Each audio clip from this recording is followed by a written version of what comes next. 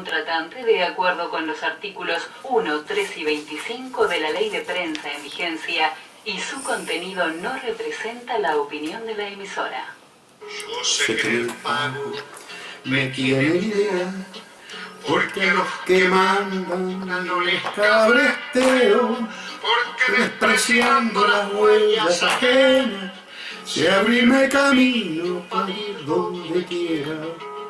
A partir de este momento usted sintoniza un programa que tratará temas del poder real.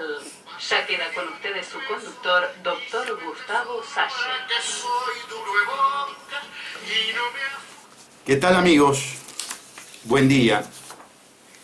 Nuestro presidente de la República tiene una frase que utiliza habitualmente, la propaló en el reciente Consejo de Ministros en Fraiventos, que dice: dentro de la Constitución y de la ley todo, fuera de ella nada. Corresponde entonces que nosotros nos cuestionemos si esa frase, si esos conceptos vertidos por el señor presidente se ajustan a la verdad, se ajustan a la realidad del país, y en todo caso, si así no fuere, desmentir esas conceptualizaciones y lisa y llanamente decirle al señor presidente de la República que nos está mintiendo a los uruguayos cuando insistentemente nos dice que su gobierno obra dentro del marco constitucional y legal. Y yo creo que nada mejor que primero el análisis de la Constitución, luego las declaraciones de funcionarios de su gobierno, y tercero la verificación empírica, la experiencia de todos y cada uno de los amables oyentes. Hay un artículo fundamental en la Constitución de la República, que es el artículo 10, que está en la sección segunda, capítulo primero, artículo 7, debí decir, y que establece los derechos, deberes y garantías. Ese artículo 7 dice: los habitantes de la República tienen derecho a ser protegidos en el goce de su vida, honor, libertad, seguridad, trabajo y propiedad. Nadie puede ser privado de estos derechos sino conforme a las leyes que se establecen por razones de interés general. Cuando se organiza el Estado, se le atribuye al mismo determinados poderes. ¿Para qué? ¿Por qué los ciudadanos resignamos una órbita importante de nuestra libertad y la cedemos al Estado? Precisamente para que pueda cumplir con esa asignación de cometidos esenciales para resguardar, proteger la vida, el honor, la libertad, la seguridad, el trabajo y la propiedad.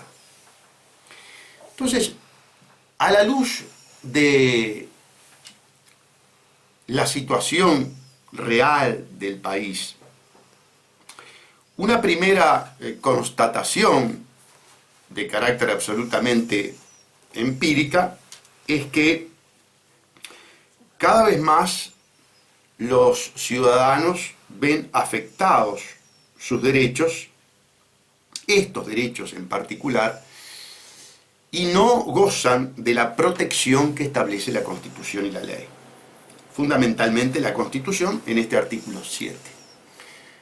Evidentemente, el señor repartidor de élite, en el camión que el otro día fue ultimado, un hombre de 42 años, padre de familia, que fue ultimado de un tiro en la cabeza, el productor rural y su hermano, que ayer fueron asesinados y lesionados respectivamente en Rocha, y antes la cantidad de ciudadanos inocentes que han perdido la vida a manos de la criminalidad común o marginal, los que sufren, por supuesto, las rapiñas, los hurtos, los que tienen que vivir encerrados en sus domicilios, tras las rejas, sobre todo la gente mayor, muy expuesta a la criminalidad común, pueden preguntarle al señor presidente: para usted, señor presidente, esta situación que estamos describiendo es cumplir con el artículo 7 de la Constitución de la República por parte del gobierno que usted encabeza. Y nosotros tenemos que contestarle que no. Le tenemos que decir al señor presidente de la República que su gobierno está muy lejos de desarrollarse dentro de la Constitución y de la ley. Muy por el contrario.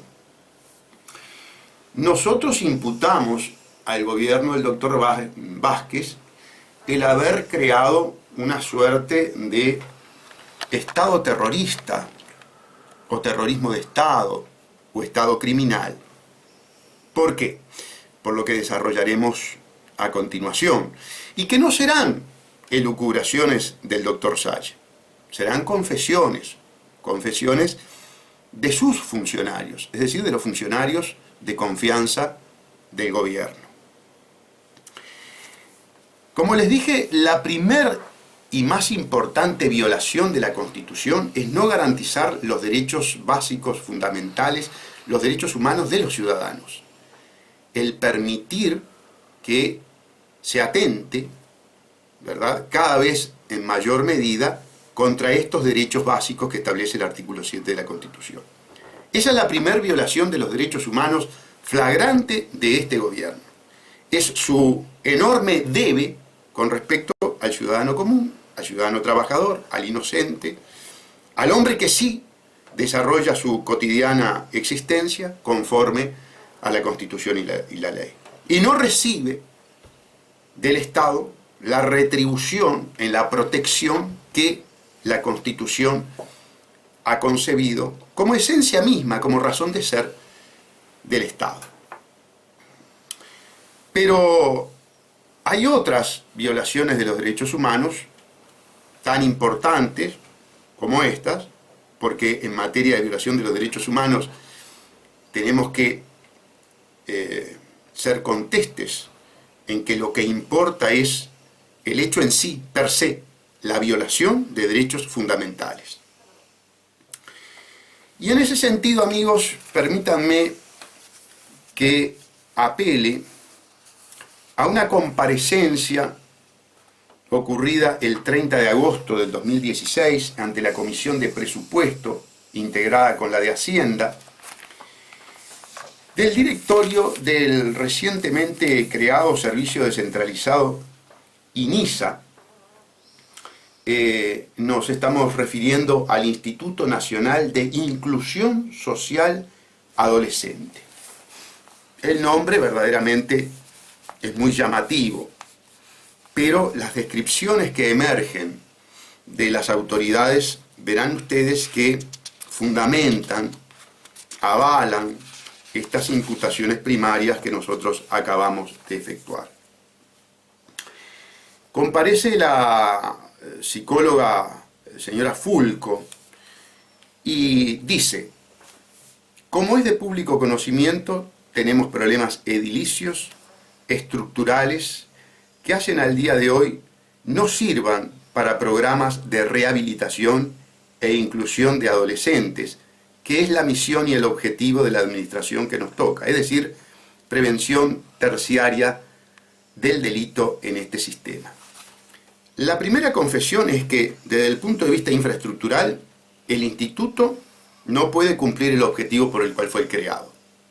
Eso es absolutamente la confesión de la ineficiencia, del incumplimiento claro y flagrante de, el objetivo fundamental y la razón de ser de este instituto.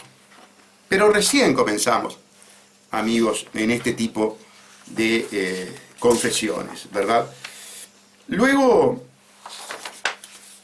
continúa otra autoridad de ese instituto, el señor Katz, el doctor Katz, que es el vicepresidente, y dice lo siguiente: Estamos hablando de unos 700 o 800 adolescentes uruguayos menores de edad en conflicto con la ley, y con respecto a los cuales no solo tenemos la responsabilidad de darles casa, comida, atención médica, contención y tantas cosas más, sino que realmente lo más importante es que podamos rehabilitarlos y buscar la manera para que una vez que ellos pasen por este instituto salgan a la sociedad siendo de provecho para ella, porque van a ser nuevamente vecinos nuestros, de todos nosotros. Y si no podemos lograr ese objetivo, estamos devolviendo a la sociedad chicos en condiciones tales que van a ser usuarios del sistema de adultos, o sea que los vamos a encontrar nuevamente en el Instituto Nacional de Rehabilitación. Y efectivamente es lo que pasa, ¿verdad? Cuando salen de lo que era el SIRPA, dependiente del INAU, el actual INISA, Servicio Descentralizado, por lo que veremos, por las descripciones que vamos a seguir exponiendo, los adolescentes salen con una carga de agresividad, de frustración, de sentimiento de venganza, de rechazo, de comportamiento antisocial, muchísimo más importante y profundizado que cuando entraron. Y vamos a comprender, conforme a la descripción que vamos a leer, por qué ello es así. A nosotros nos ha tocado intervenir de los dos lados de la situación, de la penosa situación que significa el menor infractor, tanto defendiendo menores infractores como asistiendo a familias que vieron a sus seres queridos morir bajo las balas de menores adolescentes que tenían en su haber 4 homicidios, es decir, individuos que ya tenían una proclividad hacia la acción de eliminar a congéneres, de matar, prácticamente irrecuperables. Pero claro, en el marco de lo que vamos a describir, vamos a comprender esa carga de agresividad que los lleva a este circuito perverso y vicioso de profundizar conductas delictivas, tal cual lo describe el vicepresidente del INISA. Continúa la comparecencia, ¿verdad?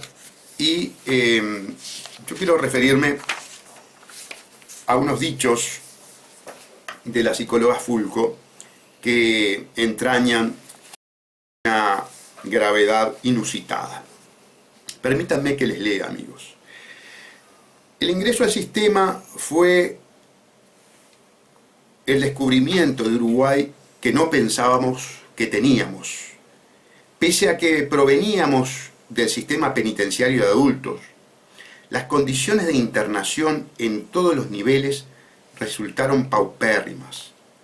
Lo único que uno puede sentir cuando entra a esta institución y ve a los jóvenes en la situación en la que están es dolor.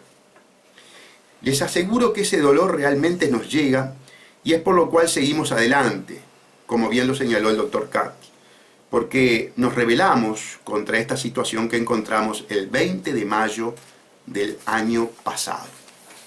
Ustedes no pierdan de vista, amigos, que el gobierno del fraude amplio comienza en el 2005 y que la primer presidencia es del doctor Tabaré Vázquez. Luego dice la señora Fulco, quiero decir que este ha sido un organismo largamente invisibilizado a los horrores que hemos encontrado y los expedientes que hemos leído. Voy a repetir.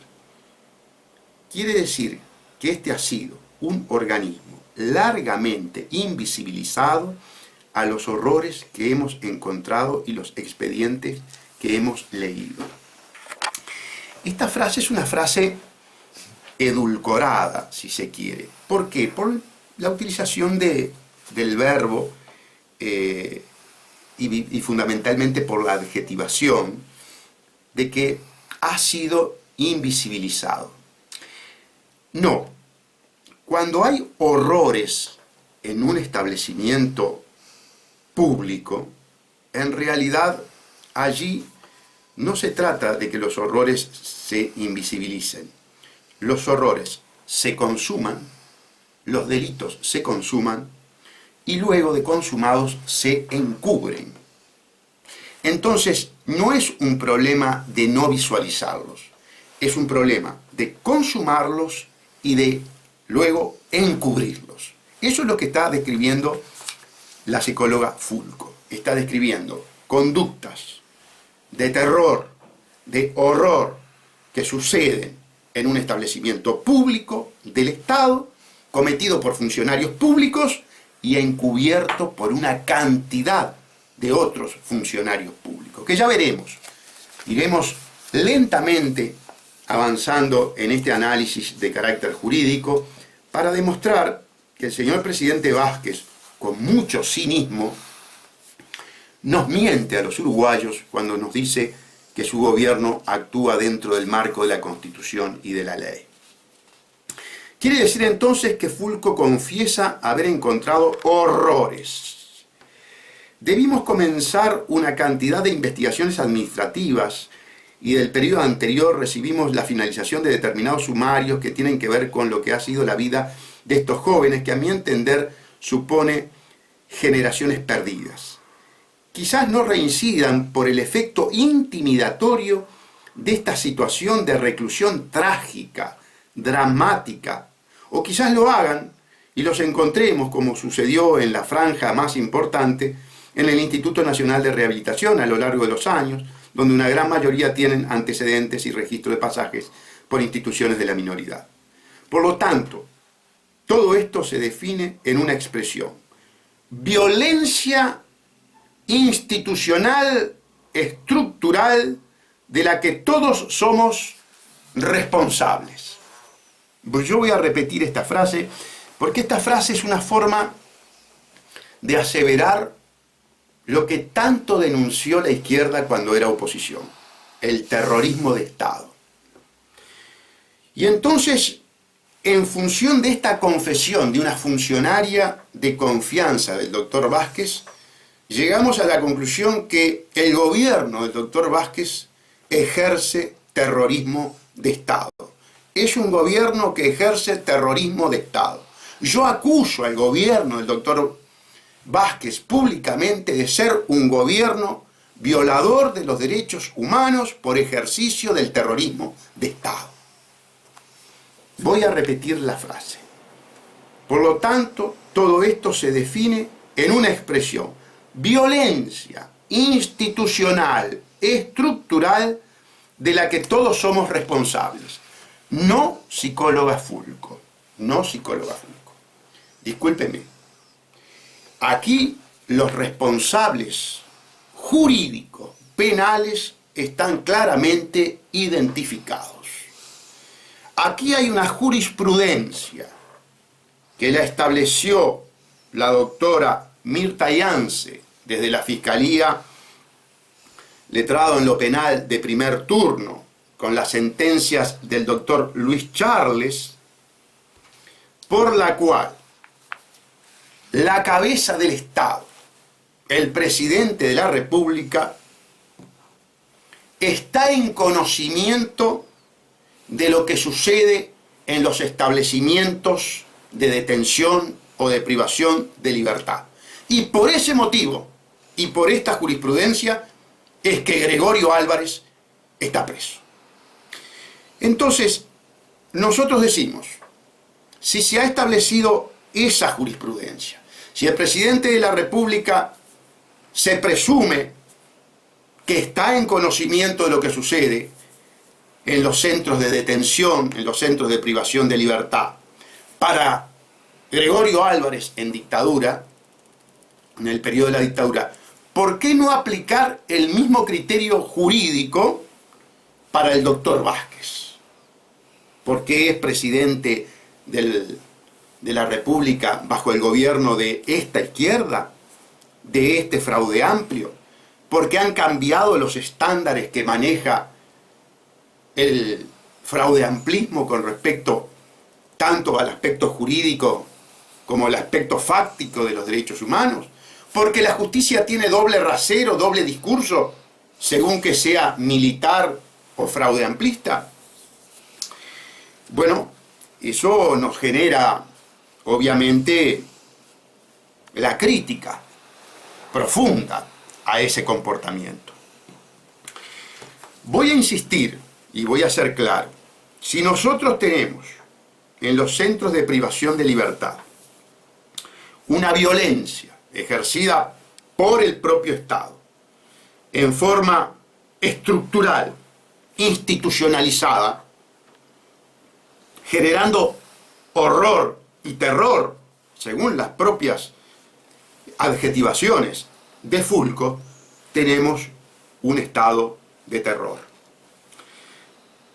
Y tenemos un estado de terror en los dos extremos que se puede polarizar una sociedad. En la vida cotidiana del ciudadano común, que está aterrorizado por la delincuencia marginal, y tenemos un estado de terror en los centros de detención por la violencia institucional y estructural que allí se recrea por parte de los funcionarios y de las autoridades. El primer responsable, por supuesto, el presidente de la República, por algo es presidente de la República. Tiene que estar enterado. Sobre todo, señor Vázquez, cuando desde su primer gobierno, a través del informe de Manfred Novak, quien está hablando, el doctor Gustavo Salle, lo denunció penalmente por delitos de lesa humanidad ya en aquella época. Como sucede normalmente con las denuncias del doctor Salle, en este actual sistema judicial durante los gobiernos del fraude amplio, las denuncias fueron archivadas. Pero el tiempo y los hechos, porfiadamente, le han dado la razón a quien habla en la fundamentación de sus denuncias. Y hoy la razón nos la da nada más y nada menos que funcionarios de confianza del doctor Vázquez. Es decir, esta no es una declaración de la falsa oposición. Esto no es una declaración o una constatación del doctor Salle. Esta es la descripción que hace una funcionaria del gobierno de Vázquez, una funcionaria de confianza de Vázquez, que está confesando que encontró un sistema de represión de adolescentes donde la tortura, donde los horrores están establecidos institucional y estructuralmente. Nosotros, frente a esa situación, amigos, les quiero decir que esta comparecencia es frente a senadores, ¿verdad? Yo les voy a dar la integración de esta comisión en la que se expresan estos conceptos. Estaba la senadora Daniela Paisé, el señor senador Daniel Bianchi, el vicepresidente Marcos Otegui, la senadora Verónica Alonso, Carola Viaga, Lucía Topolansky, senadores Daniel Bianchi, Marco Otegui y Yerú Pardiñas. Estaban también Patricia Ayala, Constanza Moreira, José Amorín, Carlos Camí, Álvaro Delgado, Luis Alberto Heber, Rubén Martínez Güelmo, Rafael Michelini, y estaba también presente Guillermo Besosi. O sea que la descripción del terrorismo de Estado del gobierno de Vázquez se hace frente a todos estos individuos. Y a mí me llama poderosamente la atención, ¿saben? ¿Por qué me llama poderosamente la atención? Porque si algo caracterizó al fraude amplio fue su lucha por verdad y justicia con respecto a la violación de los derechos humanos durante la dictadura militar. A todos nos preocupó las barbaridades, las cobardías, las herejías, las atrocidades que hicieron los militares en nuestro país fueron indescriptibles. Además lo fueron cumpliendo políticas imperialistas, es decir, mandados fundamentalmente por el Departamento de Estado de Estados Unidos, y sus organismos represivos como la CIA, el FBI, la DEA. Recordemos que mandaban agentes especializados en torturas, ¿verdad? En un momento, justo es decirlo, en que un sector de izquierda había apelado a las armas, es decir, había apelado también a los mecanismos fuera de la Constitución, la ley y de la convivencia pacífica.